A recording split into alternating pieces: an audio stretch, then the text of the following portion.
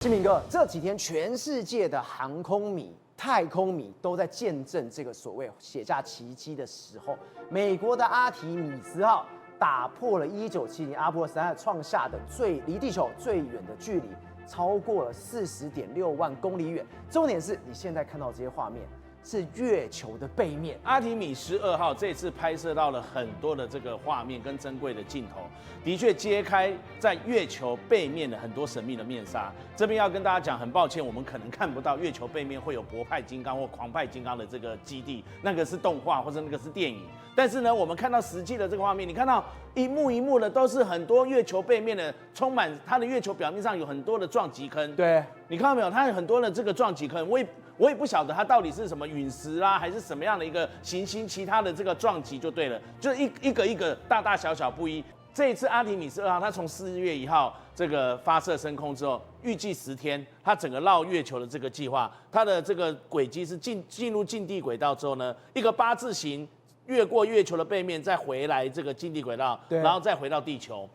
那這樣子呢，是為了明年這個到時候他們載人的這個太空飛船，他們這一次的這個阿提米斯2號的獵戶座太空船哦，它是為了明年要跟月球登陸器跟載人太空飛船做一個對接，在近地軌道做對接為暖身。後年2028年，也就是川普卸任前的最後一年那一年啊，他要完成美國人再次回到月球表面上，再去月球登陸。而且這一次非常大家覺得驚心動魄是，當你到月球的背面後，你的通訊會消失40分鐘。对，這40分鐘大家很緊張的。沒錯，而且那個40分鐘是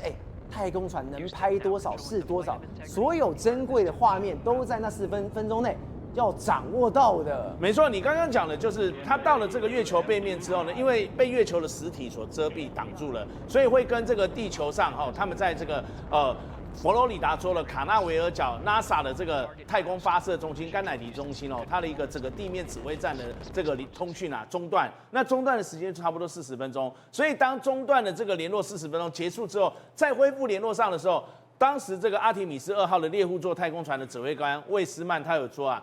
他說再一次聽到地球的聲音，讓他覺得非常的開心很感動啊。而他們在背面的時候呢，也沒有錯過任何1分1秒，也趕快的去拍攝了很多難得的畫面，包括獵戶座太空船，竟然拍到了目睹到了它整個月球的日全食。月球的日全食，当他飞出了這個日全食，他整個看完了這個日全食之後，他都說他覺得非常的驚喜。地落照這個是現在，這是2026年的新版，這個呢要回顧到58年前。因為上一次的這個載人太空船飛到那月球附近是58年前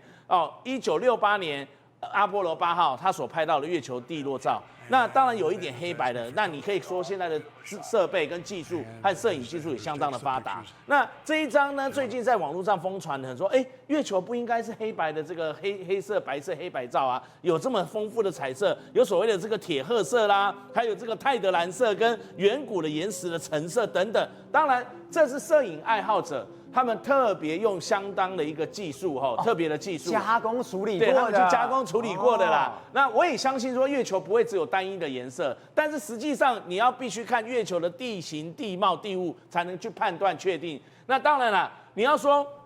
這一次的這個阿提米斯2號的這個太空船，它有多難？跟大家講，還真的蠻難的。因為第一個，它的技術經過這50-60年來，它已經慢慢的荒疏了，就沒有在執行登月，甚至在飛行的都沒有了。它沒有在花，因為這個是要砸大錢，那這個技術又不是很普及。以前是美國跟前蘇聯在爭，現在是美國跟中國在爭。那現在美國還是跑在前面了，所以需要新的技術。而這個新的技術，你要叫美國去哪裡找？他只能問他自己啊。你叫美國去問中國跟前蘇聯嗎？好，搞不好技術也沒有美國先進，只會美國只能跟自己在做競爭。第二個，我剛剛說到錢。這真的是很多錢呢！2012年到2025年，過去這13年來，他已經砸了930億美金。阿提米斯計劃930億美金。如果預計到2028年，也就是後年，川普要卸任的那一年前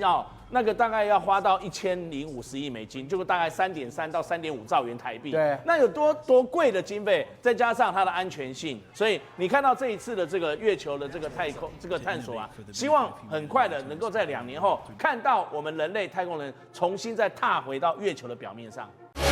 宏觀取材，釐清真相，犀利精準，深入剖析，時刻掌握關鍵新聞時事，不漏接。老時段，新氣象。我是鍾浩和，關鍵時刻2.0全情出擊。